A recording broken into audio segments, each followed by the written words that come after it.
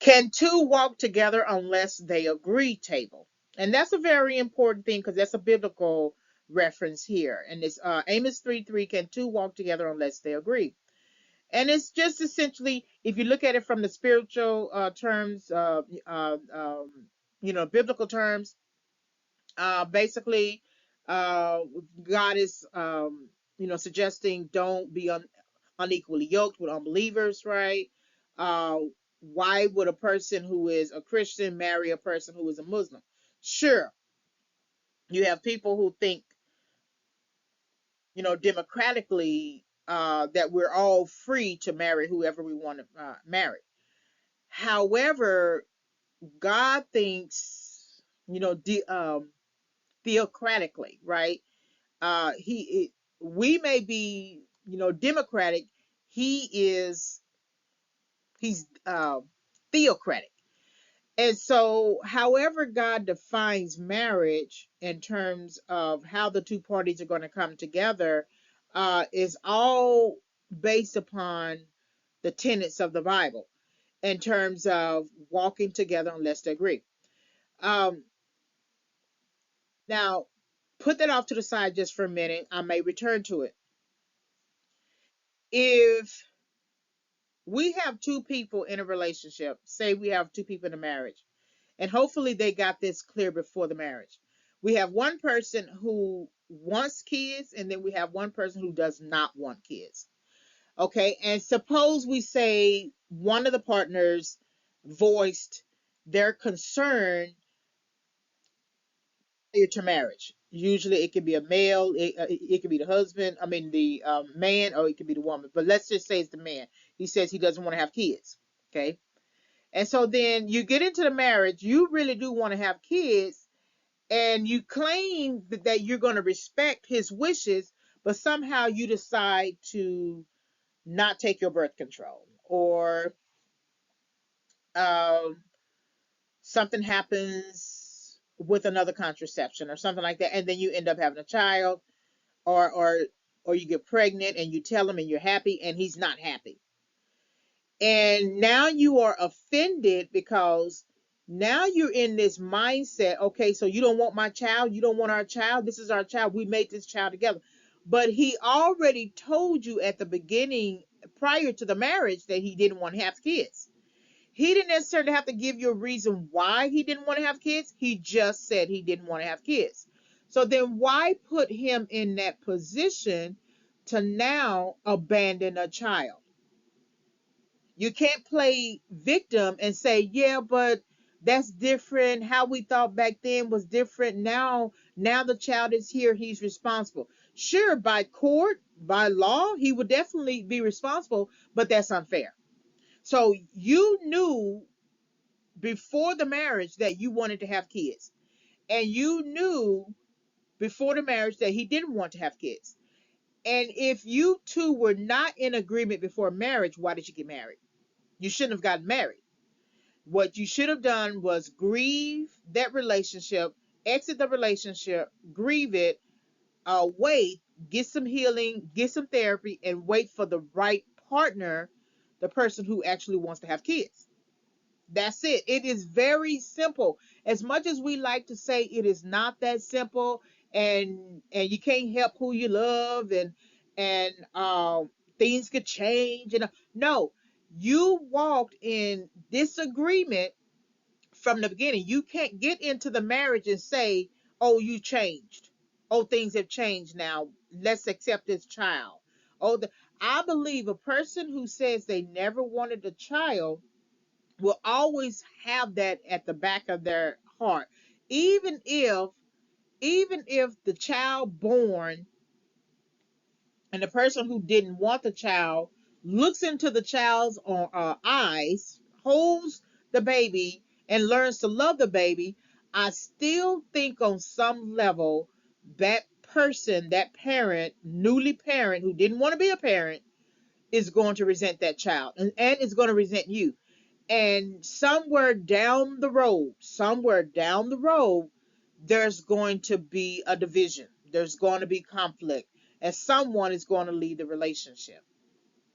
It is better to walk in agreement before. You get into that relationship or that marriage. You don't wait until you get into the relationship to walk in agreement. If you two do not agree on a particular, really vital, substantial area of marriage, then you should rethink your decision to marry. Now, if you rethought your decision to marry, you separated from each other and you went your way and he went his way, and then 2 years later he has a change of heart, and not because he's trying to get you back, but he just has a change of heart. He's now ready.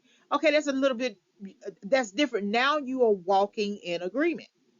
But if you try to make someone do something, they're always going to resent you, and they're always somehow in their resenting you, they have now created a foot out of the relationship, and they may take vengeance, they may retaliate. The person might decide to go and have an affair with someone else as a way of teaching you a lesson, and also as a way of punishing you for making them become something that they didn't want to do. They didn't want to become that, and you're trying to make them. There's nothing worse. There's nothing worse than a partner in a relationship, in a marriage with you, who is miserable from the very beginning. And you don't know that the person is miserable. You don't really know that. Somehow they put on a face, they put on an actor's face, and sometimes you can go out to eat. You can go to Applebee's, you can go to Denny's, you can go to the fair, you can go to a number of things. But on the inside of them, the person always feels like you made them do something that they didn't want to do. I had a certain situation with an ex, and he refused to let go of his relationship with his ex, even though she let him go, moved him out. They were all already broken up. She was trying to come back and forth into our relationship, and he just wouldn't let her go. And it wasn't until after I had to make a final decision about the relationship and let him go for good that I realized we were never in agreement. It didn't matter that we had sex. It didn't matter that I cooked food for him. It didn't matter that we went to the grocery store. It didn't matter that we went to little outings, to the movies, talked, laughed, uh, did other types of things, called each other. It didn't matter. He was never in agreement with the relationship that he had with me. His heart was always with the woman who didn't want him. and and it would have been better to leave him alone when I found out he was still talking to her, let time pass by, and possibly later, if he was ready, come back into the relationship with me. But he was never he we were never in agreement.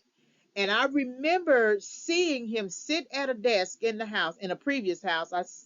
And I just looked at him, and something about him just really bothered me or turned me off, and I didn't know what it was. And it wasn't until maybe a year or so out of the relationship, out of the situation, that I realized he was miserable. He didn't act like he was miserable in terms of uh, emotional. He kept his emotions, regulated or whatever. But when I think about and reflect on the situation, he was miserable. It doesn't necessarily mean that I caused misery, that I was miserable to be with. It's just that we never were in agreement. He never wanted to be in relationship with me. He wanted to be in relationship with her, and he was using me to soothe and calm and as a distraction, and then and have to say as a rebound, until she decided that she was going to come back around, and she never did. And so then he felt stuck. And once you have a person who feels stuck and feels like they have to accept the situation, and he could have made a decision to leave. He is still 100% responsible as an adult, but he didn't have any plans himself. So then he had to stay with me. And then here it is. I'm walking and thinking that we're in agreement and that we're going somewhere, and we're just basically on a hamster's wheel. We're not going anywhere. We're everywhere and nowhere at the same time. And once I realized that he was never going to let go of that situation, I had to let him go. So then getting out of disagreement with him brought agreement with myself, that I had to prioritize myself. I had to set better standards, boundaries, and expectations for myself and with myself. And from that situation, I'm still now undergoing my healing process. And so now my agreement is with me and with what God thinks of me and what God wants for my life and what God believes is best for me. And it's better for me, as I walk in agreement with that, that I wait, that I continue to work on my tables, whatever those tables are. Those are your financial tables, health tables, mental, all those different types of tables, that I continue to work on those tables, and that I fully endure and overcome and recover from the situation, so that I no longer walk in disagreement with people who don't want to be with me. That's a hard story to tell, and I actually tell it in multiple books in different types of ways. But can two walk together unless they agree is something that you really have to have the courage to make the decision about, because again, you can be in situations uh, that are no longer working, that are completely dysfunctional, but you're trying to make dysfunction functional, and it's never going to work. It's never going to work. Eventually that person is going to leave. Eventually that person, something on the inside of that person is just going to turn on. It's like a light switch. It's just going to turn on, and they're going to leave. I had a previous situation that I know. I didn't have this situation, but I know of a person. I don't want to name the person, but one day her partner, who was now her ex-partner, just decided to come home one day, come to her house, her apartment, come home one day, pack all his stuff and leave. And what that tells me is that he never really intended to stay in a relationship. So that means they were never in agreement. He goes and marries someone else many, many years later, uh, and he gets hurt on the job, and then uh, that person decides to visit him in the hospital only once and never came back.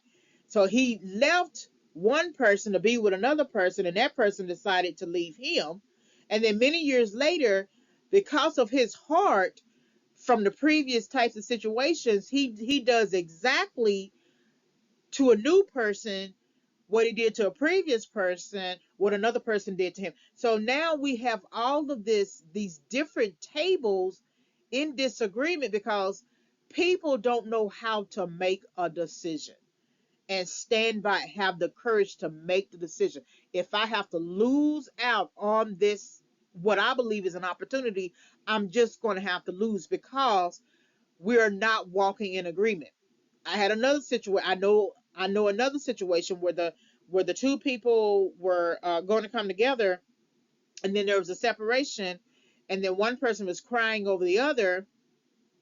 And even though I feel like the person called that person, that other person, tried to get the relationship back, and then they end up married, but then they ended up divorced, because the person, like my ex, was miserable. He didn't want to be in a relationship, or he was not ready for a relationship at that time, and that he needed time. And maybe if he had had the time that he needed for himself, by the time he met that person, he would have been still in that relationship, in marriage, 10, 15, 20 years on down the road. So can two walk together unless they agree? I really, that's a very hard question to ask. That's a question that will cause you to cry. There's a question that will cause you to really contemplate your purpose in life, especially if you don't. get what you want. Here it is, you want this woman over here, but somehow things are not working out, it's not coming together, it's not gelling. You think that your heart is enough um for it to for the relationship to work, and it's just not going to work. It's just not. No matter what you do, you can pray it, you can sex the person, you can do all that you can. You can have all the money in the world. Tom Brady and Giselle Bundchen uh finally divorced, right? And so of course they have all the money in the world, but she wanted him out of the NFL and she wanted him more at home, right? So that they can come together as a family. Well, he decided that he would be more miserable outside of the NFL, and I don't know if he would have been miserable at home, but he wasn't ready to let go of the NFL. And I like to caution, well, you knew when you married him he was an NFL player, so why would you think that you're going to change that in him, right? As long as a person can run down, throw that ball, run down that field, especially men, they're going to do it until they're laid out on the field, right? Um, so a lot of times we get into these relationships expecting the person to change, like the current situation with Kevin Costner and his wife.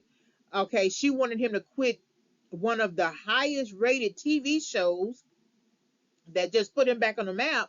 She wanted him to quit that, but he's an actor, and you knew that when you got with him that he's an actor. Well, you can say the same thing about the two men that I mentioned, Brady and Costner. Well, you knew the types of women were the types of women who would rather you be at home. They want the money that you have. They want the status and prestige that you have, but they still want you home. And so if you have to get that straight early and not let people lie to you and say, "Oh, I'm okay with your career. Everything's all right. I got you." Don't let people lie to you. If they are not okay with your career, with what you're doing, you have to have the heart to tell yourself that, because no one can really do you wrong. Only you can do yourself wrong. And if you are putting yourself in situations where it is not conducive for you mentally, health wise, career wise, you're going to resent that person, you're going to be miserable with that person, um, and it's not going to fare well for you. And some situations that you put yourself in, they can do some real damage to you. That person, being connected to that person, can do some damage to you. Being connected in that relationship in a hostile, conflict ridden, toxic uh, uh, family environment can do some damage to you. When I finally, right before I got out of the situation with the ex, and I found out that he had cheated one more time before the very last time I made the decision, I was standing at the gate of the place we were living in, and I just needed to take some time. I finished the conversation with her over the phone. She had called me to tell me that she was still sleeping around with my so-called man, and I got off the phone with her, and I stepped outside, and I walked down to the end of the apartment place, and I stood at the gate, like the backyard gate or something, and I kid you not, I felt my breath leave me. I felt breath leave me, not like in a typical sigh, not like in typical inhale exhale.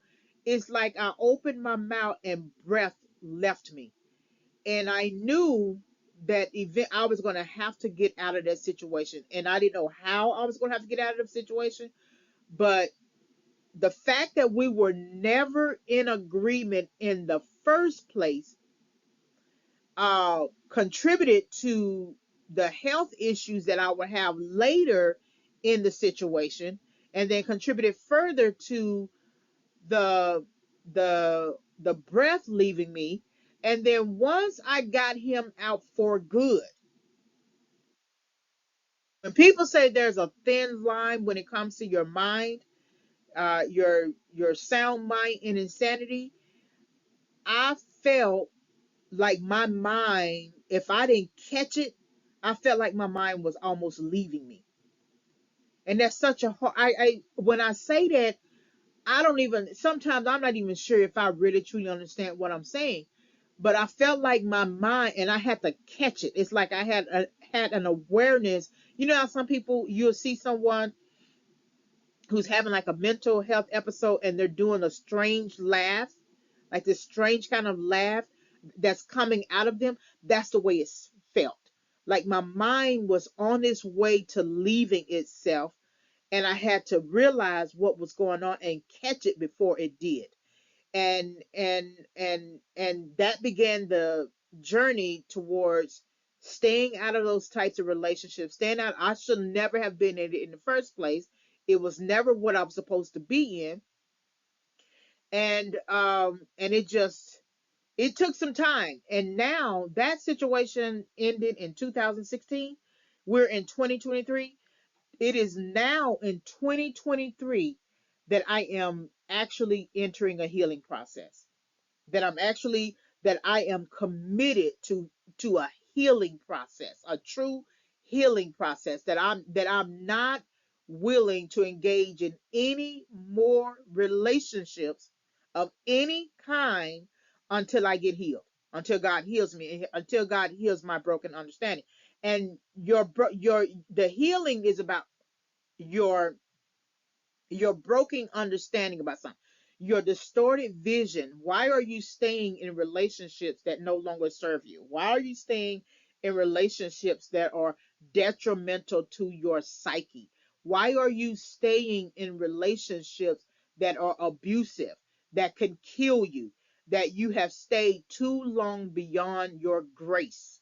Why are you still staying in those relationships? You are no longer in agreement, in the sense that you don't want to be treated that way. But when you think about it, if you're still staying in those relationships when they are detrimental and your life is at stake, then you are walking in agreement with the way that person is treating you.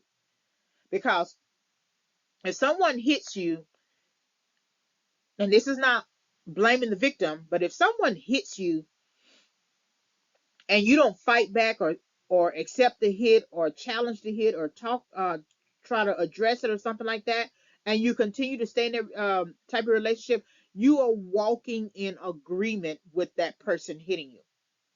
It was something like an Ike Turner interview that he gave about when he used to hit Tina Turner. He would say, "Oh, she was looking so sad, and so I would hit her to get her happy." Well, she stayed in that relationship many, many years until she had to make the decision that she no longer wanted to be in agreement with his choice of domestic violence towards her. He looked at it, his perception of the relationship was one perception, that I needed to make her happy. So the way that I need to make her happy is to hit her. And her perception of the relationship was, he keeps hitting me and I'm not happy. That's why I'm truly not happy, because he keeps hitting me.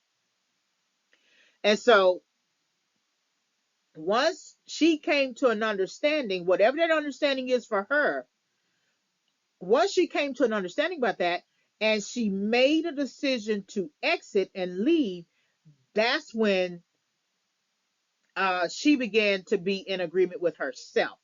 She walked out of agreement with him, and she walked in agreement with herself, and and any other thing that she did.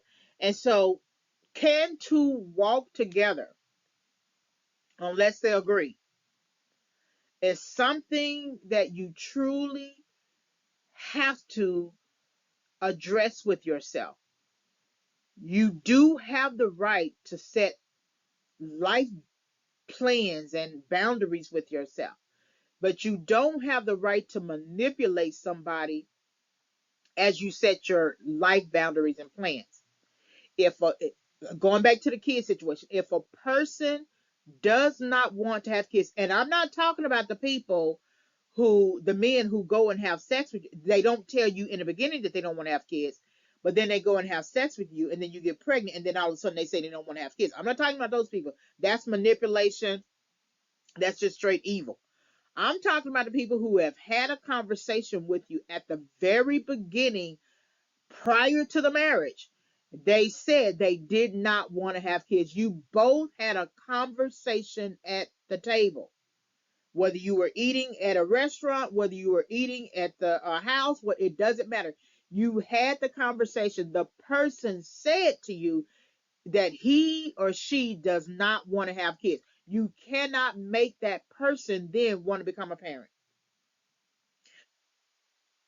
So when that person tells you that, and um is very disappointing to you, then you're going to have to take you and your disappointment and exit that relationship, because you are no longer in agreement.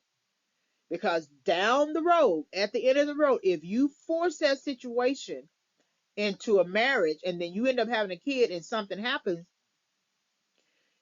I don't think you're really going to keep that relationship. You can be married 25 years and something shuts off in the person in the 26th year and you divorce. It happens all the time. I truly never understood people who've been married 35, 40 years, 59 years, and then they divorce in the 59th year. And I think to myself, well, you might as well go over to the 60th year. And if you go over to the 60th year, then maybe you'll stay together for 61, 62, 63. But no, because whatever understanding that they had in the beginning, they didn't get a very good understanding. It's like the people who stay together for the kids. And then once the kids leave and go to college, they go on ahead and separate and divorce. Okay, well, why is it that you stay together? You might divorce then. And I understand they stayed together for the kids. But if you would have gotten a good understanding and not tried to get married to leave your parents' house, or try to get married because this man has a job and you didn't have the job, or get married because you wanted a person with a house or something like.